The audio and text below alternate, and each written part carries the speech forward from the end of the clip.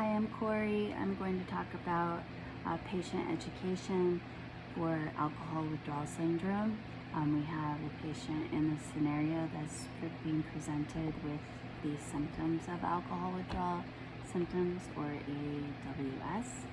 And I've been thinking about how we would do the education for this patient, and I came up with ideas about how to bridge the gap between the actual complex neurobiology that's going on with this syndrome versus explaining it in a practical, life-saving way for a patient who maybe doesn't have the medical knowledge, but really needs to make behavioral changes in their habits, his habits, and lifestyle, because that's why we do what we do in the medical field, is to help everyday people and being able to reach them. So in order to provide deep, comprehensive education, I would try to structure the conversation maybe into 3 phases. The immediate survival stage, stabilization stage, and then the long-term sobriety maintenance stage. So I would try to explain as simple as possible some of the neurobiology, and it's important to think about when educating a patient and family members.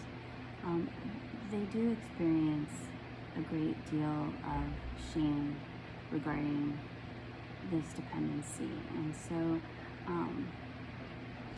it's important to frame AWS as a physiological, neurological adaptation rather than a moral failure, because it has nothing to do with that.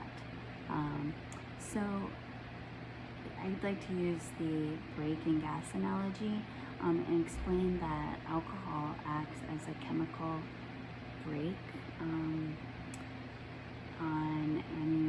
butyric acid and GABA. So it's really holding everything back on the brain while it's suppressing the brain's kind of gas pedal, which is the glutamate. And the sudden stop explained that during chronic use, the brain compensates by turning down its own brakes and cranking up the gas pedal to stay awake.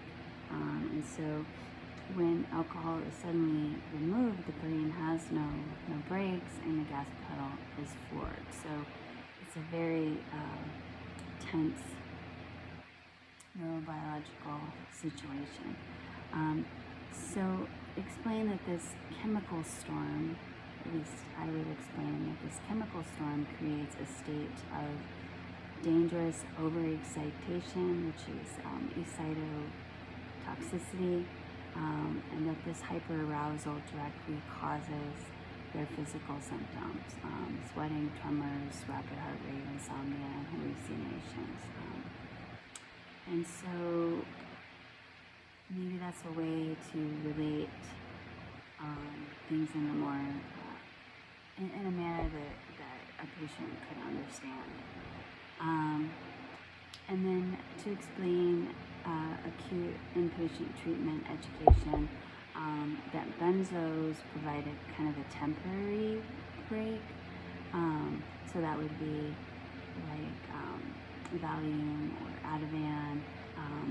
It acts as a temporary safe substitute for alcohol's braking action, and they are used to gradually ramp down brain activity to prevent medical emergencies like DTs, and assure them that this is a short-term solution and it will be tapered off safely. And also explain that thiamine plays an important role. So chronic alcohol intake severely depletes thiamine, which is vitamin B1. And the brain uses thiamine to process energy. So emphasize that they must receive thiamine supplements, sometimes even injections before eating, or receiving intravenous glucose. Also explaining that giving glucose first can deplete the last remaining drops of thiamine, so that can have permanent effects. And then also give them a warning that the patient and family,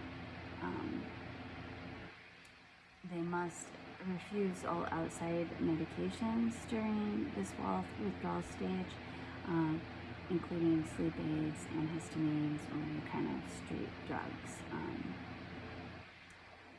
This will prevent these unprescribed substances from slowing down the central nervous system, which in turn can suppress the respiratory system in the brain and cause fatal respiratory arrest. So very important that they understand that.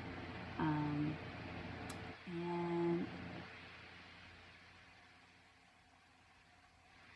the discharge planning, which can help the patient from acute medical management to lifelong behavioral and chemical maintenance,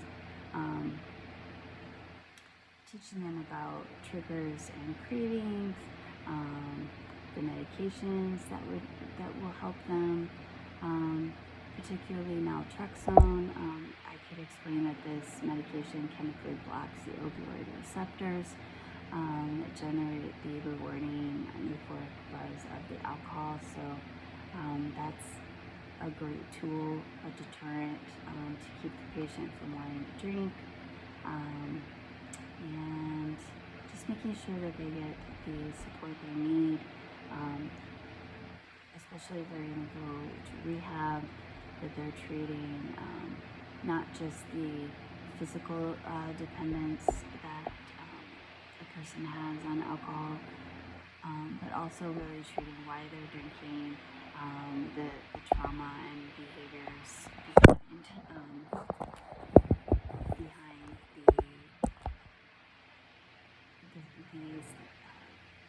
situation that the patient is in, to make sure that they get the support.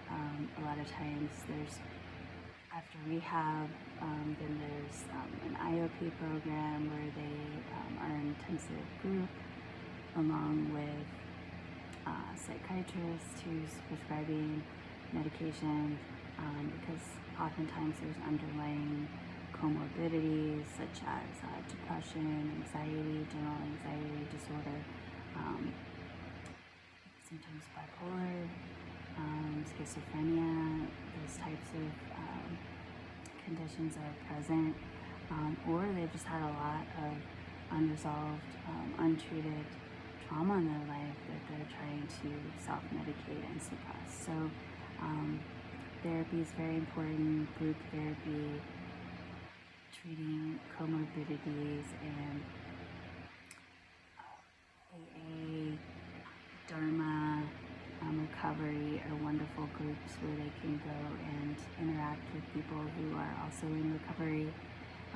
So there's lots of resources out there to set a person and their family for success. So sometimes even the family members need to be treated, or at least in a way where they can know how to support the family member.